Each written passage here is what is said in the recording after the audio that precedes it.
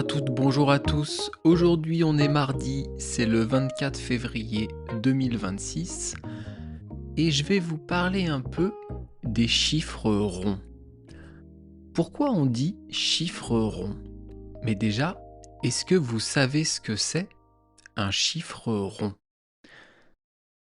Alors, un chiffre rond, c'est un chiffre ou un nombre qui n'a pas de virgule et qui se termine souvent par un 0 ou un 5.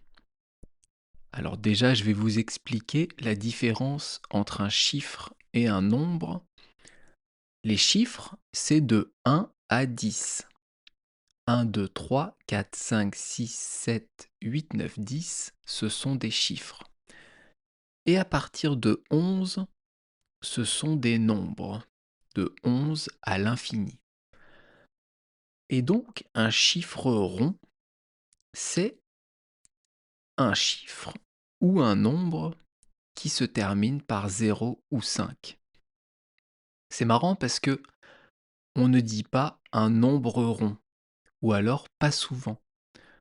On dit plutôt un chiffre rond, que ce soit 0, 10, 100, 10 000, etc., etc.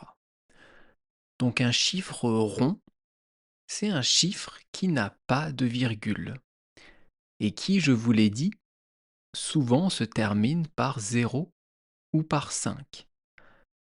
Par exemple, on va dire 80 au lieu de 80,15. On arrondit à 80. Arrondi et rond, ce sont des mots qui ont la même racine. On appelle ça donc arrondir à l'unité inférieure. Là, on rentre un peu dans les mathématiques, en tout cas des mathématiques simples.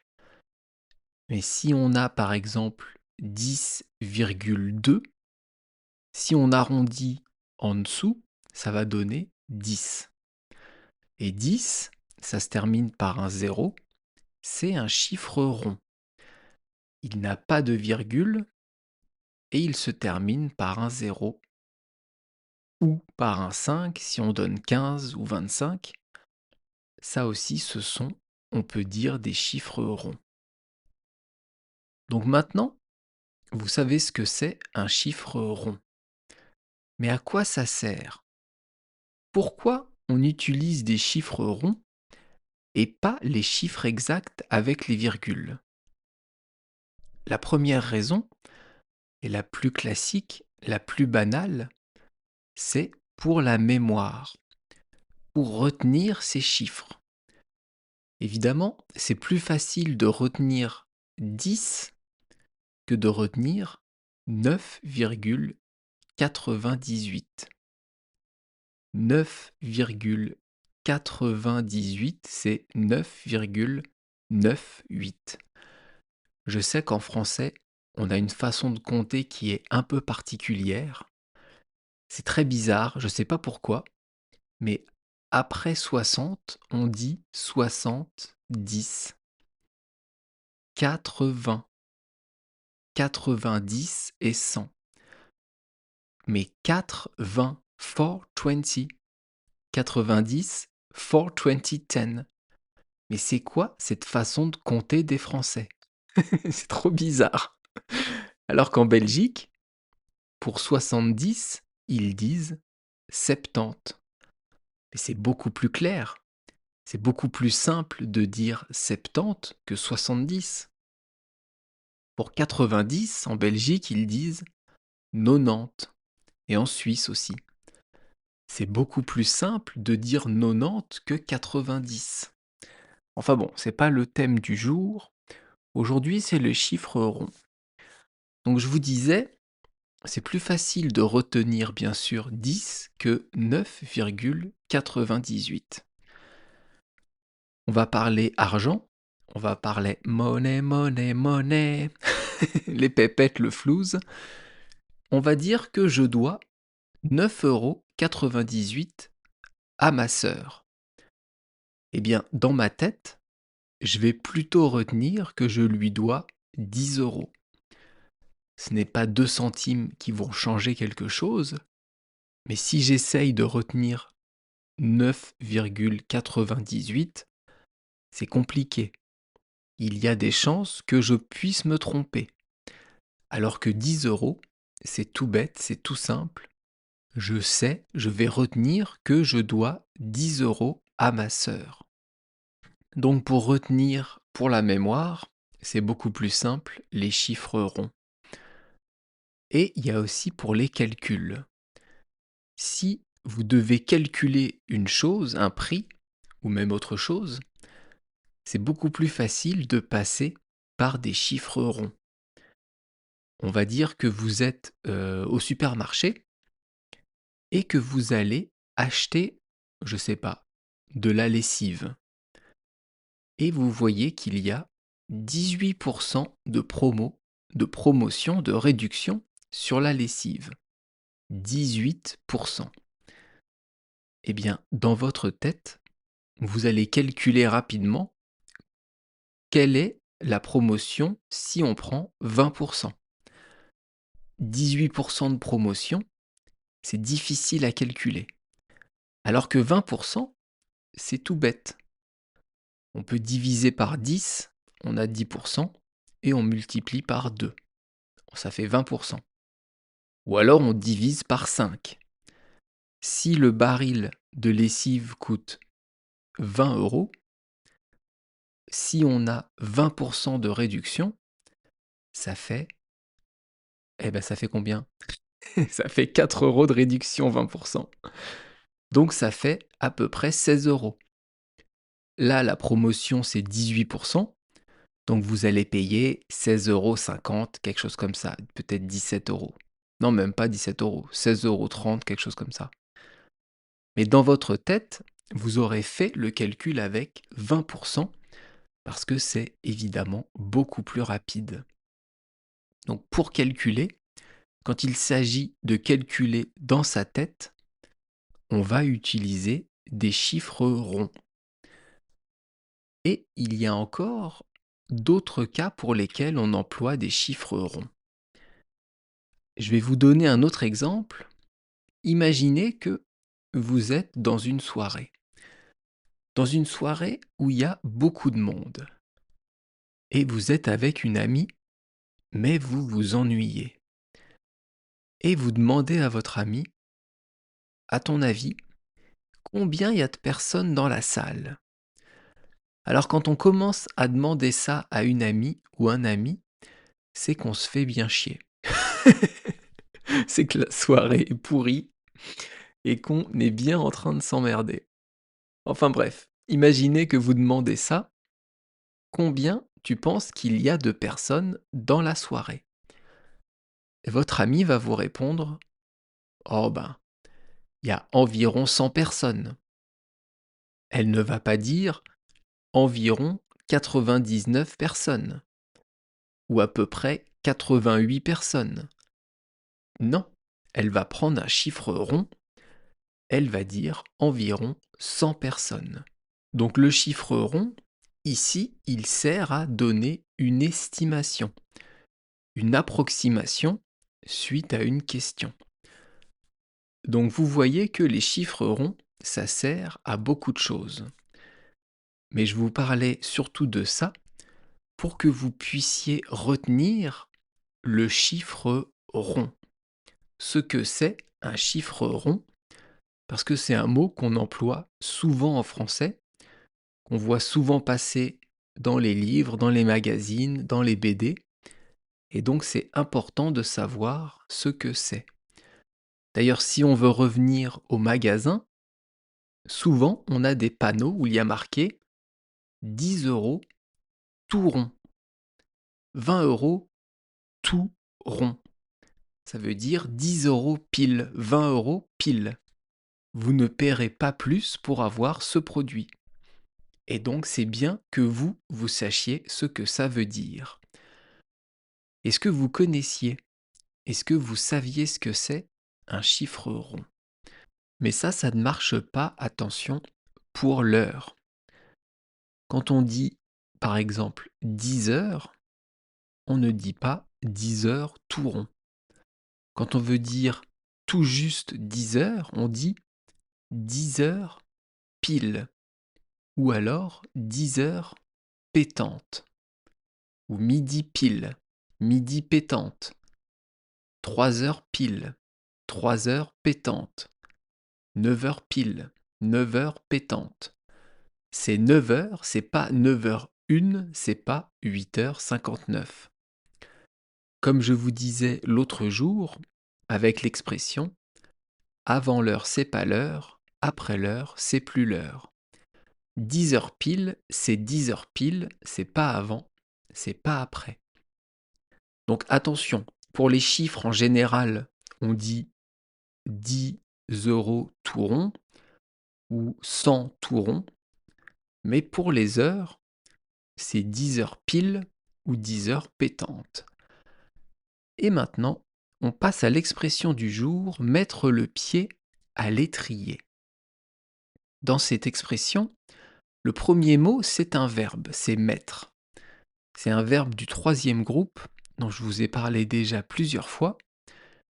Et donc, je vais vous demander, je vais vous poser une question. C'est quoi le participe passé du verbe mettre?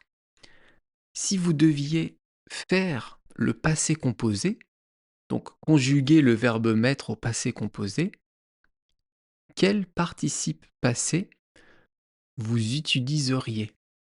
Et du coup, quel auxiliaire? Est-ce qu'on utilise l'auxiliaire être ou l'auxiliaire avoir? Je vous laisse 2 secondes pour réfléchir. Tic, tac, tic, tac. Le verbe mettre, le participe passé, c'est mis. M-I-S. Et l'auxiliaire, c'est avoir. On dit donc j'ai mis. Tu as mis. Il a mis. Nous avons mis. Vous avez mis. Et ils ont mis. Ça, c'est le passé composé. Et si on veut prolonger un peu, eh bien, je vais vous le conjuguer à l'imparfait. Un autre temps du passé. Et donc, ça donne je mettais, tu mettais, il mettait, nous mettions, vous mettiez et il mettait. Et le premier sens de mettre, le sens le plus utilisé, c'est poser quelque chose à un endroit. Ici, qu'est-ce qu'on va poser et où ça? On va poser le pied. Donc le pied, c'est dans le corps humain la partie qui touche le sol. On a tous 2 pieds et 10 doigts de pied. Donc le pied, on va le poser sur l'étrier. Alors ça, c'est un mot un peu compliqué, mais ceux qui connaissent les chevaux, ceux qui montent des chevaux, doivent connaître. Quand on monte sur un cheval, au-dessus du cheval, il y a une selle. Ok? Et de cette selle, de chaque côté, pendent les étriers. Les étriers, c'est là où vous allez mettre le pied pour vous permettre de monter à cheval. C'est comme une marche, sauf que là, c'est attaché à la selle. C'est une espèce de petit arc en fer avec une base qui est plate et vous allez mettre le pied dessus et après prendre de l'élan pour monter sur le cheval. Eh bien, l'étrier, c'est ça. C'est cette partie de la selle qui est en fer où on va mettre le pied. Donc, mettre le pied à l'étrier, le sens propre, le sens concret, c'est de poser le pied sur cette partie de la selle pour permettre de monter sur un cheval. Mais le sens général, le sens le plus global, de mettre le pied à l'étrier, c'est aider quelqu'un à débuter une activité, à débuter un métier. C'est aider une personne à commencer quelque chose. On va reprendre l'exemple de l'équitation, des chevaux. Au début, quand on est petit, on n'arrive pas à monter sur le cheval. Et on n'arrive même pas à mettre le pied sur l'étrier. Et là, on peut demander l'aide d'un adulte ou d'un de nos parents qui va nous dire « Attends, je vais mettre ton pied sur l'étrier. Je vais te mettre le pied à l'étrier. » Ça veut dire « Je vais t'aider à monter sur le cheval. » Et donc plus généralement, mettre le pied à l'étrier, ça veut dire aider une personne à faire quoi? À débuter un métier, à débuter un sport, à débuter une activité, en tout cas à commencer quelque chose. Je vais vous donner un exemple personnel qui est en rapport avec ce podcast, et après je vous dirai ce que ça a comme rapport avec l'expression du jour. Je vous en ai déjà parlé quelques fois, mais ce podcast, je l'ai débuté grâce à un podcast de japonais. Ce podcast pour apprendre le japonais, il s'appelle Nihongo kon Teppei. Et ce monsieur, qui s'appelle Teppei, il parle, il fait comme moi. Il parle beaucoup pour permettre aux gens de les aider à apprendre le japonais. Et moi, j'ai eu envie de créer ce podcast en écoutant Nihongo kon Teppei, en écoutant ce podcast japonais. Donc dans un sens, on peut dire que Teppei-san m'a mis le pied à l'étrier. Ce monsieur Teppei m'a aidé sans le savoir, sans le vouloir, mais quand même il m'a aidé dans l'idée, dans la volonté de créer ce podcast. Alors lui, comment il a eu l'idée de ce podcast? Eh bien, en écoutant un podcast d'espagnol, parce que sa femme est espagnole, donc il veut apprendre l'espagnol, qui s'appelle Espagnol con Juan. C'est un podcast pour apprendre l'espagnol que Teppei-san écoutait, et donc il a eu envie de créer un podcast de japonais. Et moi, en écoutant Teppei-san, j'ai eu envie de créer un podcast de français. Donc, Juan, du podcast Espagnol con Juan, a mis le pied à l'étrier à Teppei-san, et Nihongo kon Teppei, Teppei-san, m'a mis le pied à l'étrier pour créer mon podcast. Est-ce que vous comprenez? Est-ce que vous comprenez l'expression mettre le pied à l'étrier? C'est une expression qui est du langage courant et du langage soutenu. C'est pas du tout familier, donc vous pouvez l'utiliser avec tout le monde, il n'y a aucun problème. C'est même assez distingué d'utiliser cette expression. Donc allez-y, ne vous gênez pas. En anglais, je vous ai mis comme expression to get a foot in the door. Mettre un pied dans la porte. On a aussi cette expression en français. Ça veut dire commencer quelque chose, entrer quelque part et commencer. Comme ici, mettre le pied à l'étrier, c'est aider quelqu'un à commencer une activité. Est-ce que c'est clair pour vous? J'espère que oui. J'essaye d'être le plus clair possible. À chaque fois, je veux vous demander et vous rappeler, si c'est possible, de vous abonner à mon site Patreon, mais je veux vous le demander au début du podcast. Mais j'oublie toujours, et donc je le fais à la fin. Donc ça n'a pas beaucoup d'impact, parce qu'il y a peu de monde qui m'écoute jusqu'à la fin. Donc pour vous qui m'écoutez jusqu'à la fin de ce podcast, merci beaucoup. On se retrouve demain pour une fable de La Fontaine qui s'appelle Le cerf et la vigne. Et d'ici là, je vous souhaite de passer une bonne journée. Parlez de mon podcast autour de vous si vous le pouvez, à des gens qui veulent apprendre le français. Parlez de mon podcast sur internet, sur Reddit. C'est comme ça que je vais être, pas moi, mais je vais être connu, j'allais dire. Que mon podcast va être plus connu. Et ça me ferait bien plaisir. En tout cas, on se retrouve demain.